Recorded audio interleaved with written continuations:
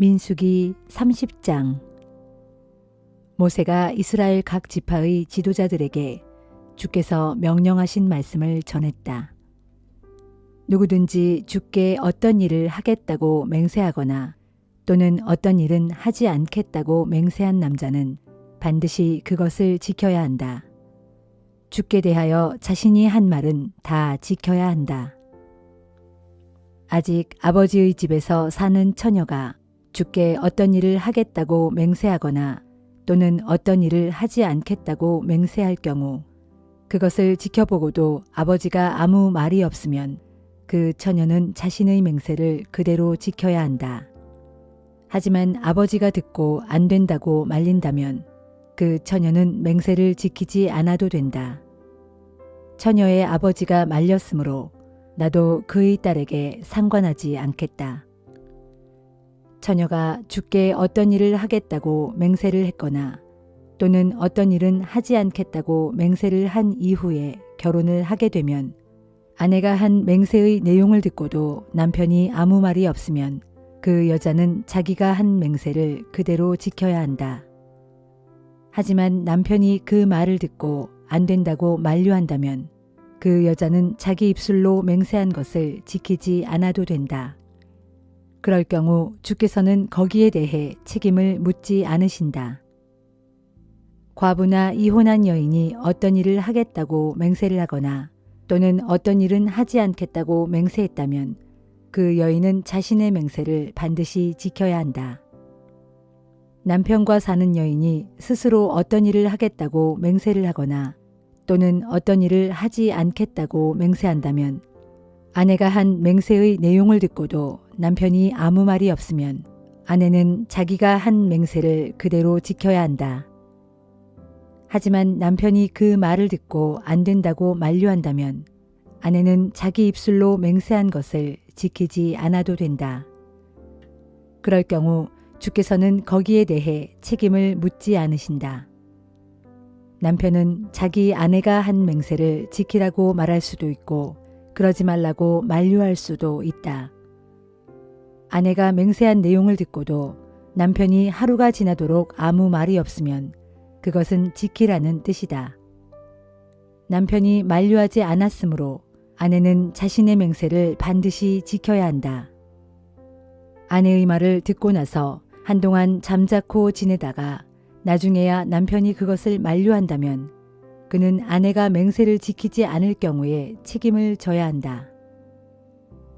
이상은 남편과 아내, 아버지와 아버지의 집에서 사는 처녀 딸 사이에서 지켜져야 할 맹세에 관해 주께서 모세에게 이르신 규정이다.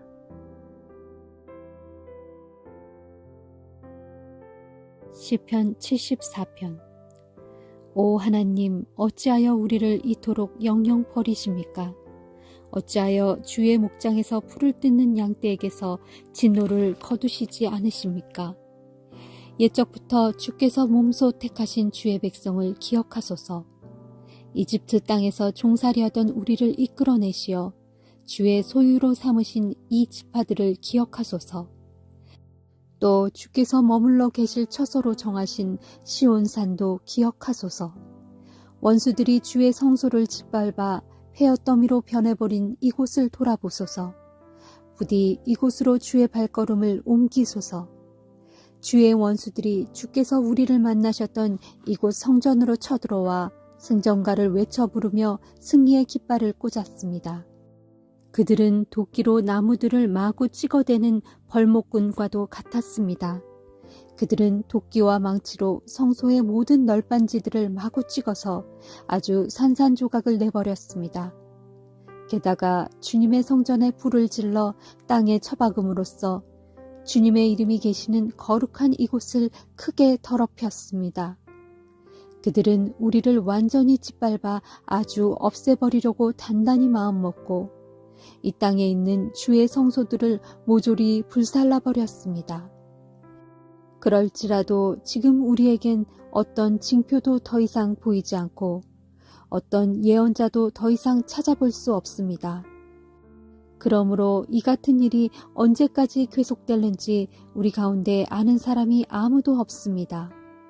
오 하나님이시여, 우리를 비웃는 저 원수들을 언제까지 그대로 보고만 계시렵니까? 주님의 이름을 모독하는 저 대적자들을 언제까지 그대로 그냥 두시렵니까? 주께서는 어찌하여 주의 손, 곧 주의 권능의 오른손을 거두십니까? 어찌하여 손 쓸 생각을 하지 않으십니까? 주님의 품에서 손을 빼시어 속히 저들을 내려 치소서. 그러나 하나님이시여, 주께서는 오랜 옛날부터 우리의 왕이십니다.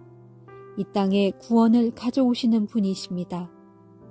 주께서는 주님의 능력으로 바다를 가르시고 바다 가운데 있던 거대한 괴물의 머리통을 부수어 버리셨습니다. 또 무시무시한 바다 괴물의 머리를 산산이 깨트리셔서 그 몸을 광야에 사는 들짐승들에게 먹이로 던져주셨습니다. 주께서는 샘물이 터져 나오게 하시고 시내가 흘러가게 하시며 사시사철 흐르던 세찬 강물을 말려버리기도 하셨습니다. 낮도 주님의 것이요 밤도 주님의 것입니다. 하늘의 해와 달을 그 자리에 걸어두신 분도 주님이십니다. 땅에다 모든 경계를 정하신 분도 주님이시고 여름과 겨울을 만드신 분도 주님이십니다. 하오니 주님이시여, 주님의 원수들이 주님을 얼마나 멸시하고 비웃었는지를 잊지 마소서.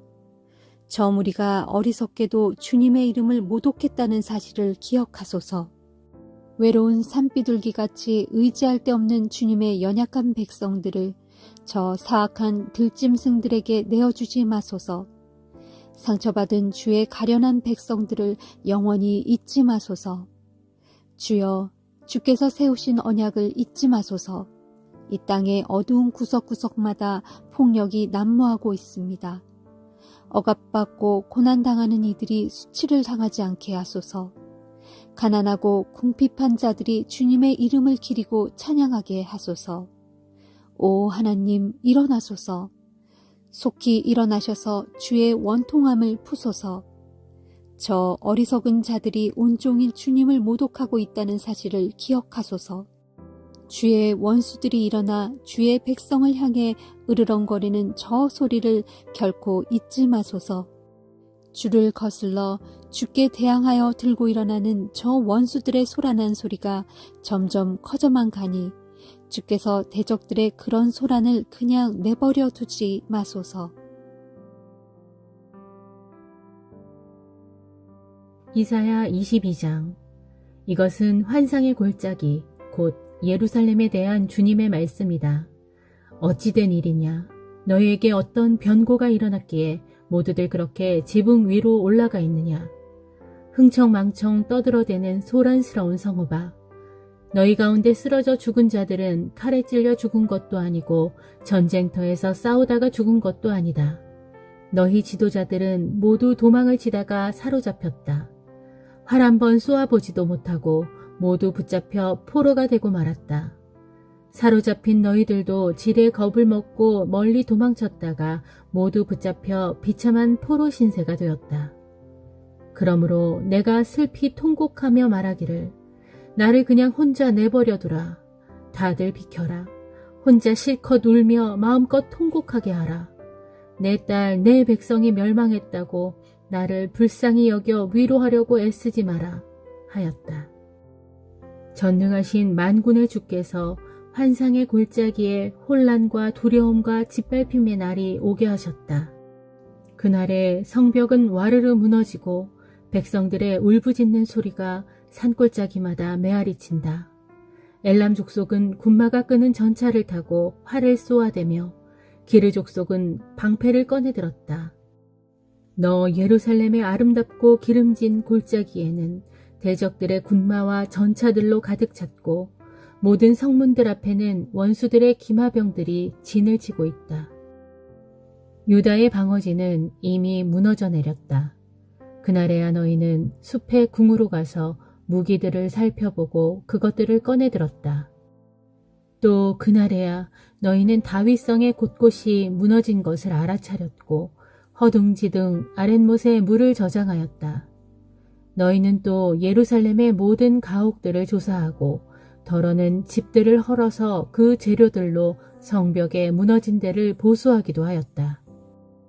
또 그날에 너희는 두 성벽 사이에 저수지를 만들어 옛 못에다 물을 끌어대기도 하였다. 그러나 어리석은 백성들아, 너희는 이런 일을 행하신 주를 바라보지 않았고 오래전부터 이런 재앙을 계획하신 분을 찾지도 않았다. 너희는 기억하느냐? 그때 전능하신 만군의 주께서 너희를 불러 모아 이르시기를 너희는 슬피 울며 통곡하라. 너희의 머리털을 밀고 베옷을 입어라 하셨다. 그런데 보라, 그때 너희가 어떻게 하였느냐? 도리어 너희는 흥청망청 떠들고 웃으며 기뻐했다. 소를 잡고 양을 죽여 그 고기를 먹고 포도주를 마시면서 외치기를 자, 내일이면 우리가 죽을 테니 오늘은 실컷 먹고 마시자 하였다. 그러므로 전능하신 만군의 주께서 내 귀에 대고 분명히 말씀하셨다. 이 죄는 너희가 죽을 때까지 용서받지 못하리라. 전능하신 만군의 주 하나님께서 이렇게 말씀하셨다. 전능하신 만군의 주께서 내게 말씀하셨다. 너는 궁중 살림을 맡아 관리하는 총책임자 셈나를 찾아가서 나의 말을 전하라. 그에게 이르기를 너는 도대체 이 나라에서 무엇을 하는 사람이냐? 누가 여기에다 내 무덤을 만들어 놓으라고 했느냐? 도대체 내가 무슨 권리로 이 높은 곳의 바위에다 내 무덤을 파서 내 사후의 안식처를 꾸며 놓았느냐? 보라, 너 권세를 가진 자여. 이제 나 주가 너를 꼭 틀어쥐고 아주 멀리 집어던져 버리겠다. 내가 너를 실뭉치처럼 둘둘 감아서 드넓은 땅에 획 내던져 버리겠다. 거기서 너는 죽게 될 것이고 내가 즐겨 타던 너희 화려한 마차도 거기에 덩그러니 버려질 것이니 정녕 너는 내 왕궁의 수치가 될 것이다. 그렇다. 이제 내가 너를 관직에서 쫓아내겠다. 너를 그 높은 자리에서 와락 끌어내리겠다. 그날에 내가 너 대신에 힐기야의 아들인 내 종 엘리야김을 부르겠다. 그래서 내가 내 간복을 그에게 입혀주고 내 띠를 그의 허리에 메어주며 내가 지금 궁중에서 행사하는 모든 권리를 그에게 다 넘겨주겠다. 그리하여 내 종 엘리야김은 예루살렘 주민들과 유다 백성들에게 아버지 같은 웃 어른이 될 것이다. 그리고 내가 엘리야김에게 다윗 왕궁의 열쇠를 맡길 것이다. 그래서 그가 열면 닫을 사람이 없고 그가 닫으면 열 사람이 없을 것이다. 내가 그를 붙들어 주리니 마치 튼튼한 벽에 잘 박힌 모처럼 내가 그의 지위를 견고하게 세워주겠다. 그리하여 그는 가문의 영예를 크게 빛내는 사람이 되리니 그의 집안 전체가 그로 인해 부요함과 영광을 누릴 것이다. 그러나 가문의 모든 부요함과 영광이 온통 그에게 매달려 있게 될 것이므로 결국 그것이 그에게 무거운 짐이 될 것이다. 그의 집안 사람들과 친척들 모두 곧 작은 종지인 아이들이나 커다란 항아리인 어른들이나 할 것 없이 모두 그 못 하나에 주렁주렁 매달려 있는 형국이 될 것이다. 그렇게 되면 어찌 그 못이 더 이상 견딜 수 있으랴. 아무리 튼튼한 벽에 단단히 박혀 있더라도 그날에는 그 못이 엄청난 무게를 더 이상은 견디지 못하고 그만 사가서 부러지고 말 것이다. 그때가 되면 그 못에 매달려 있던 모든 것들이 우수수 땅에 다 떨어져 와장창 산산조각 깨지고 말 것이다. 이것은 주께서 하신 말씀이다. 베드로후서 3장. 사랑하는 형제들이여, 나는 지금 여러분에게 보낼 두 번째 편지를 쓰고 있습니다. 나는 이 편지들을 통해 여러분의 순수하고 진실한 마음을 새삼 일깨움으로써 여러분으로 하여금 옛날 거룩한 예언자들이 이미 예언한 말씀들과 또 우리의 주이신 구주께서 사도들을 통해 여러분에게 주신 계명들을 다시금 여러분의 마음속에 되새기도록 하려 합니다. 무엇보다도 여러분은 꼭 알아야 할 것이 있습니다. 그것은 세상 마지막 때에 조롱하는 자들이 나타나서 자신들의 악한 욕망에 따라 살면서 여러분을 비웃고 조롱할 것이라는 사실입니다. 그들 조롱하는 자들은 여러분을 비꼬며 말하기를 그리스도가 다시 오신다는 약속은 도대체 어찌 된 것이냐? 보아라, 아주 오랜 옛날부터 우리 조상들이 죽은 이래로 세상 만물은 하나도 달라지지 않고 처음 창조된 그대로 있질 않느냐? 라고 할 것입니다. 이렇게 그들은 태초에 하나님께서 말씀으로 하늘과 땅을 지으실 때 땅은 물 속에서 솟아나와 물로서 이루어졌다는 사실과 또 그 당시 물이 차고 넘침으로 인해 옛 세상이 완전히 멸망되고 말았다는 사실을 일부러 무시하고 있습니다. 그러나 그때와 마찬가지로 지금의 하늘과 땅도 하나님의 말씀에 의해 당장은 보존되고 있지만 최후 심판의 날에 불경한 사람들이 멸망당할 때 함께 불에 타서 없어지고 말 것입니다. 그러나 사랑하는 형제들이여, 이 한 가지를 잊지 마십시오. 주께는 하루가 1000년 같고 1000년이 하루 같습니다.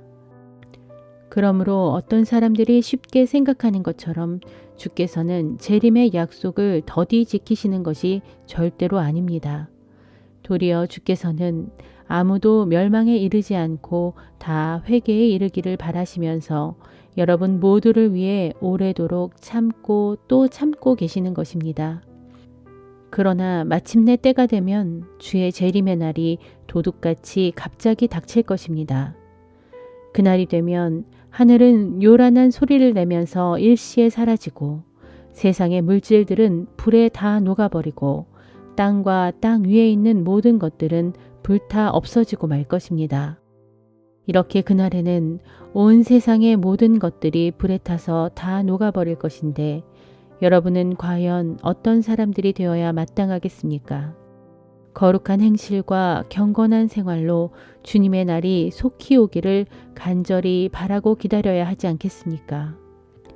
정녕 그날에는 하늘이 불에 활활 타 없어지고 세상의 모든 물질들도 그 열기로 다 녹아버리고 말 것입니다.